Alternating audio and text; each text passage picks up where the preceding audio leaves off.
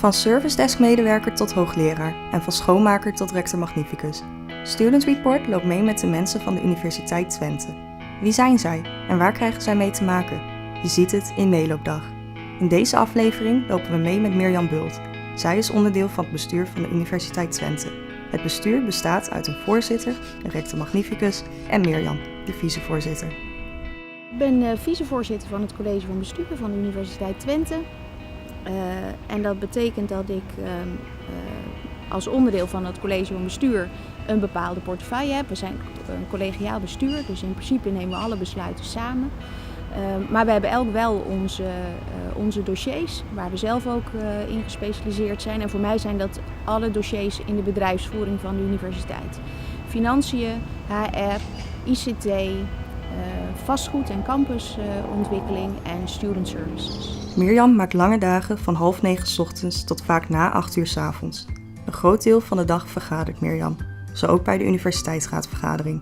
Een vergadering die iedere 6 weken gehouden wordt tussen studenten, medewerkers en het college van bestuur. De universiteitsraadvergadering is een overleg tussen de medezeggenschap, de mensen die de organisatie gekozen heeft om namens hen het gesprek aan te gaan met het college van bestuur van de universiteit. En het gaat altijd over dingen die voor de UT als geheel van belang zijn. Dus deze vergadering hebben we het gehad over UT 2020, een grote operatie waar we mee bezig zijn om de impact van ons onderzoek te vergroten. En het ging over de nota-kaderstelling, ons meerjarig financiële kader van de universiteit en de manier waarop we ons geld verdelen in de organisatie. En wat dus ook duidelijkheid geeft aan de faculteiten bijvoorbeeld hoeveel geld ze de komende jaren te besteden hebben. Dus als we financiële systematiek aanpassen, dan doen we dat omdat er inhoudelijke redenen zijn die te maken hebben met de verbetering van onze impact of de kwaliteit van ons onderwijs of onderzoek. En dat moet dan zijn vertaling hebben in de financiële systematiek. Mensen gaan mij aan het hart.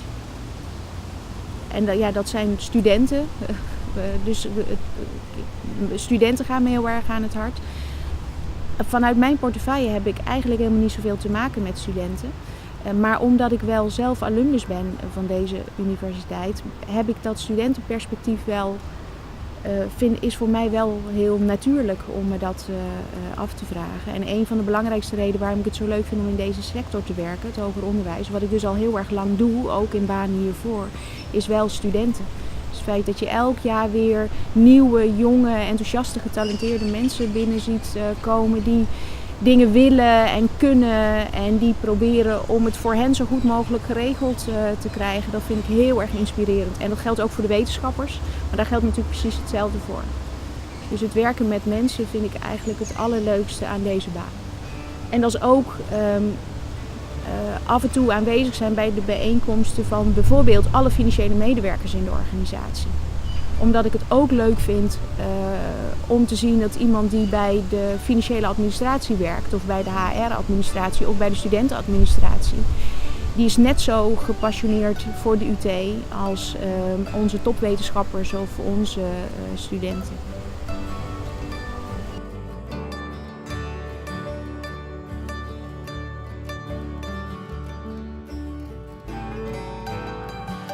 Er zijn ook mensen die heel erg hun best gaan doen, omdat jij in de buurt bent. Om indruk te maken of om iets geregeld te krijgen. Ja. Mensen die je, zeker mij, ik heb echt wel eens het gevoel dat mensen mij als een lopende kassa zien. Want ik heb geld nodig, oh daar heb je Mirjam. Nou, dat is echt zo. Dat vind ik echt verschrikkelijk irritant. Het raakt mij enorm als ik merk dat mensen me heel erg benaderen vanuit, nou ja, die zit boven in de organisatie, kan het finale besluit nemen, dus ik ga gewoon wat regelen voor mezelf. En dat moet ik dan verwerken, dus incasseren. Dus dit vraagt veel van je incasseringsvermogen. Zeker als mensen dingen doen die je zelf als mens niet zou doen en die je ook niet begrijpt. Die je niet kan verklaren vanuit je eigen drijfveren.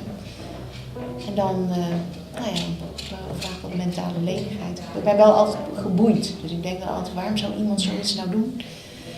En welke drijfveer bij iemand kan nou maken dat iemand dit ook behoorlijk gêneloos kan doen? Ik krijg heel veel kritiek, maar misschien is het beter om te noemen feedback. En ik ben daar ook naar op zoek. Dus wat ik aan het begin van mijn aanstelling hier heb gezegd, blijf feedback geven aan mij direct. Wat ik het allerlastigst vind is dat er vooral heel veel kritiek over het college geuit wordt en niet tegen. Je merkt dat er heel snel gezegd wordt, het college heeft het niet begrepen. Dus als wij een bepaald besluit nemen, dan is vaak niet zichtbaar hoe het besluitvormingsproces daaraan vooraf plaats heeft gevonden. En welke perspectieven wij allemaal hebben gewogen om tot het besluit te komen. Als het gaat om beslissingen over vastgoed, is de neiging heel groot om te zeggen, nou ja, het college is vooral bezig met grote nieuwe dingen neerzetten. En is dat allemaal wel nodig? Nou, dat zijn dingen waar wij ons buitengewoon bewust van zijn. Alleen op het moment dat je een besluit neemt, is dat niet zichtbaar. Als je besluit neemt om wel te gaan investeren, is niet zichtbaar dat je je wel degelijk 25 keer achter je oren hebt gekrapt of dit nou wel nodig was. Goedemorgen. Welkom. Morning. Een van de dingen waar Mirjam zich mee bezighoudt is het langetermijn strategisch huisvestingsplan. Vandaag heeft Mirjam een overleg met de stuurgroep.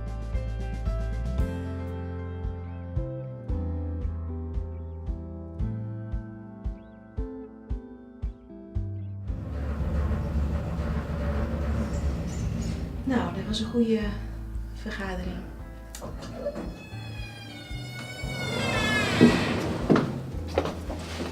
Bizar hè, dat soort bedragen en grote dingen die dan over tafel gaan, vind je niet? Zo. Als ik terugkom op mijn kantoor ligt er vrijwel altijd iets om te tekenen. Dus dat doe ik dan ook maar meteen. Alles komt aan in zo'n tekenboek, die hebben we alle 3. Tekenen Mirjam. In dit rapport hebben we precies geanalyseerd van wat hebben we nou precies aan vastgoed. Zowel kwalitatief als kwantitatief. En niet we hebben zoveel ruimte, zoveel vierkante meter, maar ook dit kan je in principe met deze ruimtes. En we hebben heel breed gekeken waar is nou behoefte aan. Ja. En toen hebben we geconstateerd, eigenlijk zijn er 2 hele grote projecten om te realiseren vanwege het huis van het ITC op de campus en de clustering van de heldactiviteiten. Maar daarnaast zijn er nog een aantal projecten, zoals bijvoorbeeld de behoefte aan een studentenwerkplaats voor de studententeams, projectruimtes. Veel studenten geven aan, projectruimtes zijn niet optimaal en het zijn er eigenlijk te weinig. Het is heel lastig om er aan te komen of ze liggen te ver weg. Dus daar moeten we wat aan doen. En studenten hebben aangegeven, wij hebben behoefte aan een homebase. Dus een goede koppeling met onze opleiding. Daar hebben we een aantal scenario's voor bedacht. Hè. We hebben ook bedacht, je kunt het ITC ook in dit gebouw zetten. Nou, wat dan het nadeel is dat je ze nog steeds te ver eigenlijk hebt van alle andere primaire procesactiviteiten. Ja. En deze loop is voor veel mensen toch gewoon net even iets te veel. En dit is een relatief oud gebouw, zou je ook veel aan moeten doen. We gunnen ze ook nieuwbouw. Bovendien Citadel was een nagenoeg afgeschreven en relatief oncourant gebouw. Met de gebruikers waren daar het minst tevreden over. Ja, je moet dus de hele tijd ook even los van wat wil je nou inhoudelijk, moet je kijken, ga ik nou niet te veel ruimte bouwen, maar ook ga ik niet te weinig ruimte bouwen. Ik wil dat de gebouwen zo efficiënt mogelijk worden gebruikt en zo lang mogelijk mee kunnen. En zo lang mogelijk tevreden gebruikers kunnen hebben.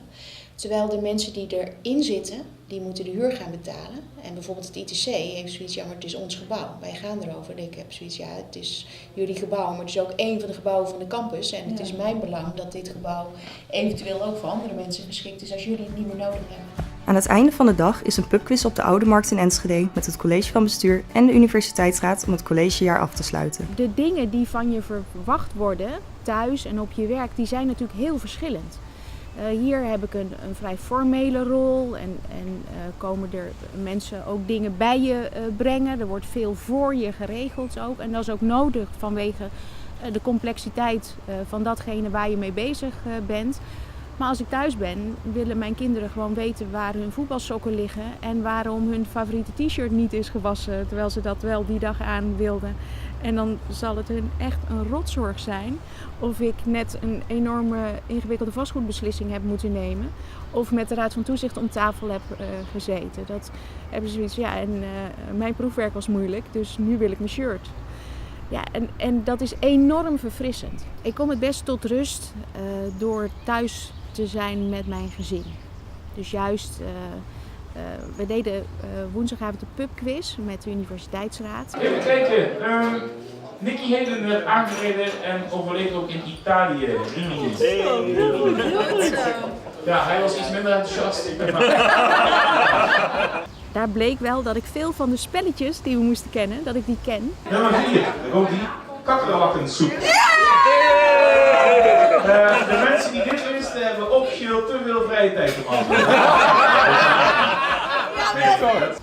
En ik vind dus dat soort dingen, spelletjes doen met de kinderen thuis, dat is eigenlijk een van de dingen die me het meeste rust geeft. Ja, ik vind het inhoudelijk het leukst, maar ik vind het ook als er echt een crisis is het allerleukst. Want dan kom ik het best tot mijn recht. Als het echt heel ingewikkeld wordt, dan ben ik altijd rustig en heb alles nog op een rij. En dat is dan blijkbaar hoe je systeem werkt. Ja. Dus ik ben dan op mijn allerbest. En dat vind ik op dat moment natuurlijk even goed niet leuk. Want dan is er iets aan de hand waar heel veel risico aan vast zit. En mensen potentieel heel ongelukkig van kunnen worden. Maar daar heb ik wel de grootste toegevoegde waarde. Ja. En daar kan ik dan het meest tevreden over zijn. En om iets leuk te vinden moet ik het gevoel hebben dat ik iets toevoeg.